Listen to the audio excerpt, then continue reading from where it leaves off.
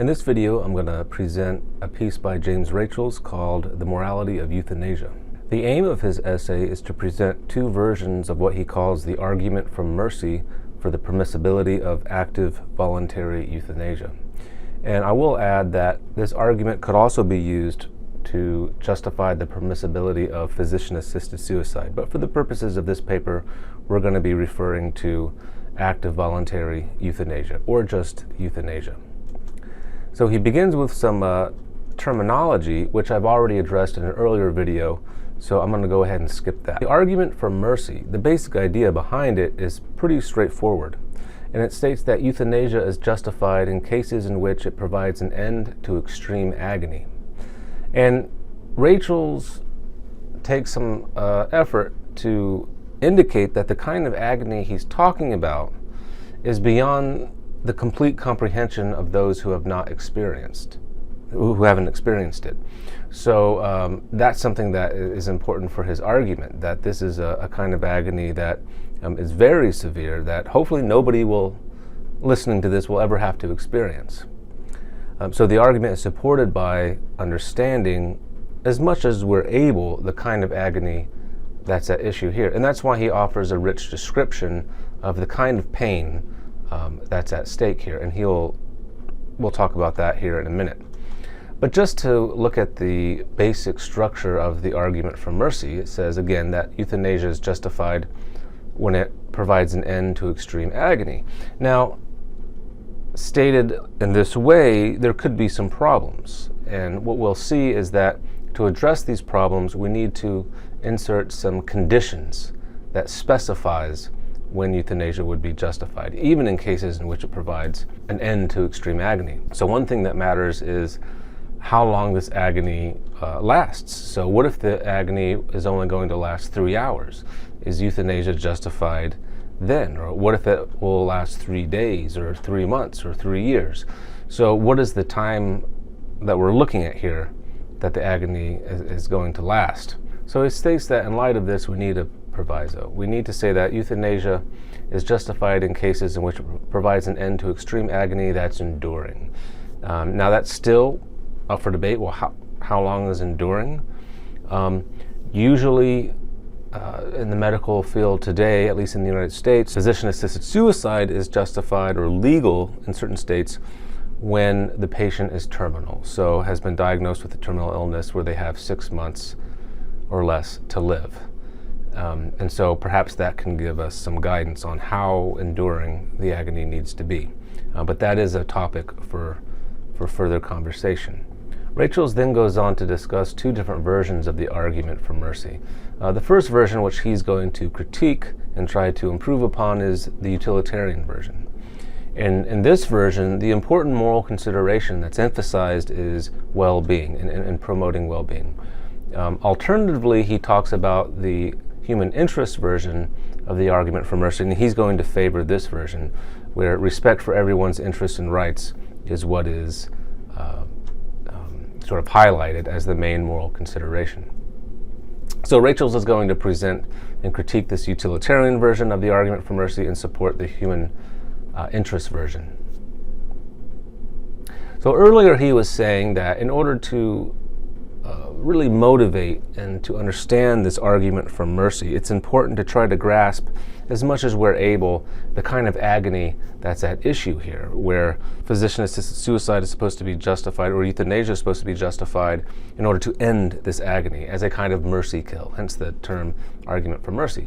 So I'm going to read through his description here, and he's quoting somebody else here, in order to try to get some grasp of the kind of pain that's at stake. So I'll go ahead and read this.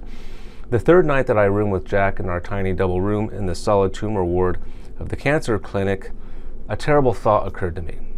Jack had melanoma in his belly, a malignant solid tumor that the doctors guessed was about the size of a softball.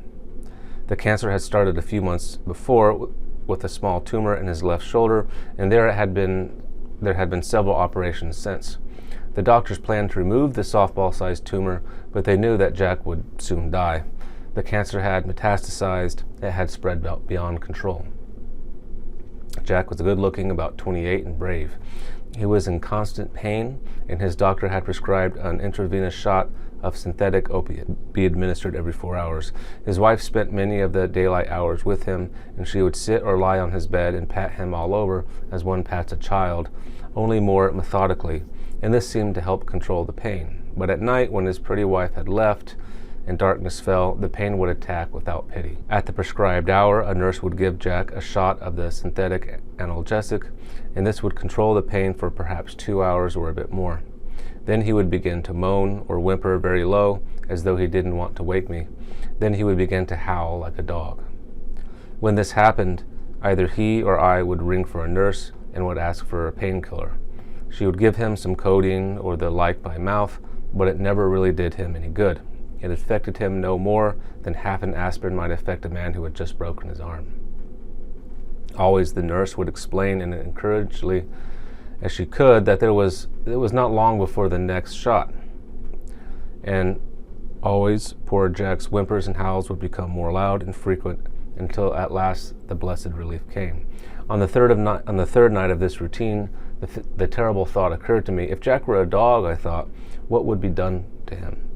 The answer was obvious: the pound and chloroform. No human being with a spark of pity could let a living thing suffer to no good end. And that's the basic thought behind the argument for mercy. And I'm going to quote Rachel's here for why he described this pain. He says, I've quoted Alsop at length here, not for the sake of indulging in gory details, but to give a clear idea of the kind of suffering we are talking about.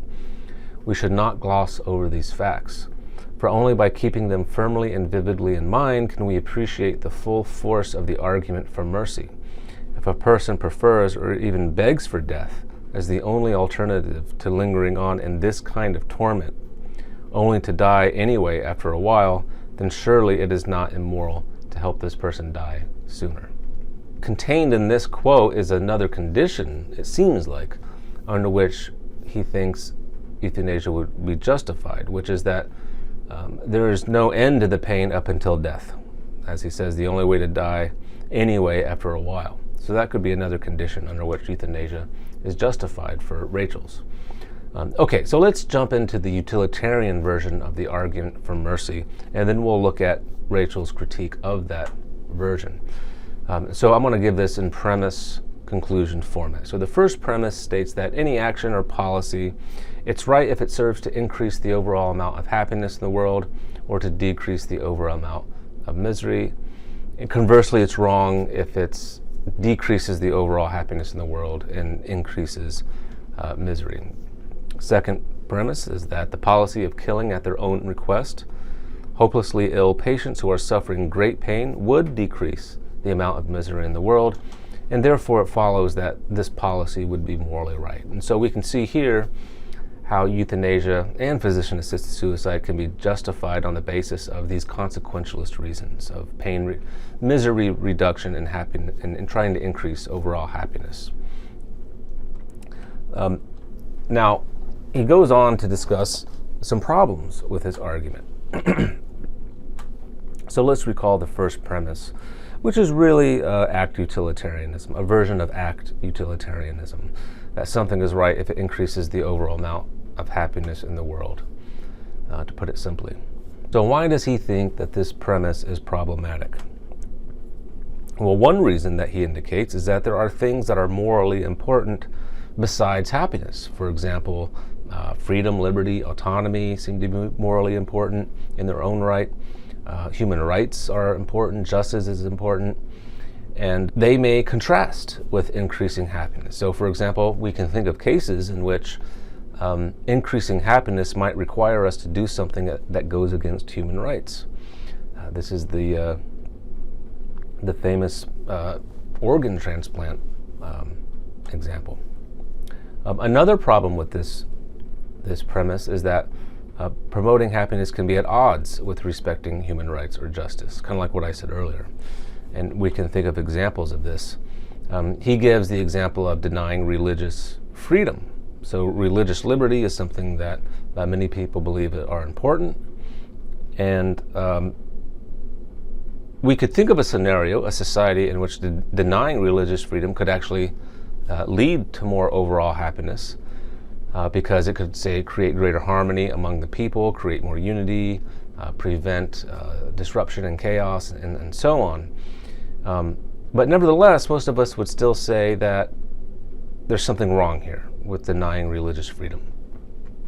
And there are other examples like this, where increasing overall happiness would actually involve something that is either unjust or maybe deny a human right. I mentioned the organ transplant earlier. So this is one of the sort of standard objections against classic act utilitarianism. You can imagine a surgeon.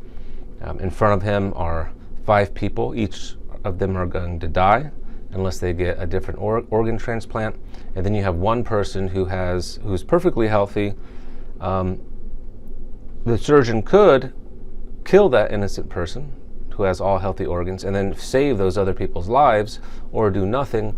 And it looks like if all you care about is increasing overall happiness and well-being in the world, then you should kill that innocent person and save those people's lives, since it would have better overall consequences in this scenario. Nevertheless, most people would say, well, that would still be wrong. That would be problematic because this person has a right not to be killed. So there seems to be a problem with this utilitarian version of the argument for the reasons just stated. Is there a way to improve maybe the basic idea behind the argument for mercy, or sort of improve upon the basic insight behind it? This slide here is just another example with how promoting overall happiness could require flouting a human right. So now he's going to give a different version of the argument for mercy that he believes improves upon the utilitarian version. And he calls this the interest in rights version of the argument for mercy.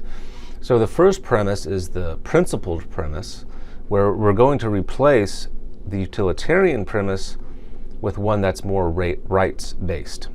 So this premise states that if an action respects the best interest of everyone concerned and violates no one's rights, then that action is morally acceptable. Premise 2, in at least some cases, active euthanasia promotes the best interests of everyone concerned and violates no one's rights. And so, at least in some cases, active euthanasia is morally acceptable. So if we just take a look at number 2, this ensures that the patient consents to the euthanasia, which is what we want. That last argument, the utilitarian argument, actually cannot ensure that the patient consents to the euthanasia to justify it.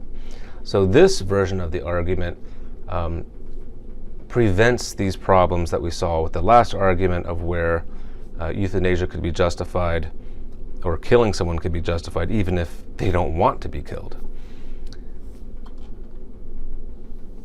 So that's why we should focus for Rachel's on rights rather than happiness. So that's James Rachel's version of the argument for mercy, where if you can show that it's in the patient's interest and their rights are not violated, then it would be justified. And it could be in their interest to become euthanized or to employ physician-assisted suicide if they are in extreme agony. So obviously it's not in their interest to be in extreme, indefinite, enduring agony. Now, one little commentary that I have on his argument is looking at premise 1. So remember that this is medical ethics. And so we're looking at this through the lens of medical ethics as a professional ethic.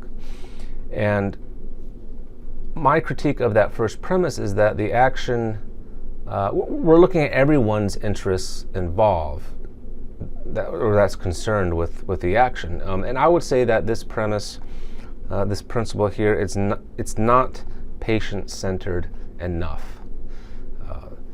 I would say most medical ethicists would say that when it comes to medicine and professionalism in medicine, the interests of the patient generally should take priority over the interests of other people that may be, say, friends with the patient or are related to the patient. So I would actually, to be more in line with medical ethics, I would actually maybe say something in this principle that the interest of the patient takes priority. So under this principle, the patient may want physician-assisted suicide or euthanasia and say and it's in their interest to stop the pain and agony, but maybe all their other family doesn't want this to happen for whatever reason, and so for the rest of the family it's not in their interest. Nevertheless, I would still say that if we're patient-focused, that the patient's interest should matter more and weighs more than the interest of other, say, family members who might be affected by the action. So that's my little commentary on this. So just to kind of recap real quick, we took a look at James Rachel's piece on the ethics of euthanasia.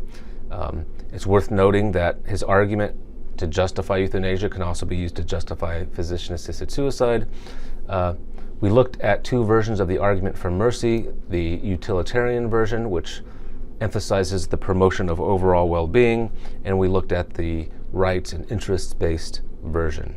And then we looked at Rachel's critique of the utilitarian version, and then we looked at his rights-based version as an alternative that is supposed to avoid the problems of the utilitarian version.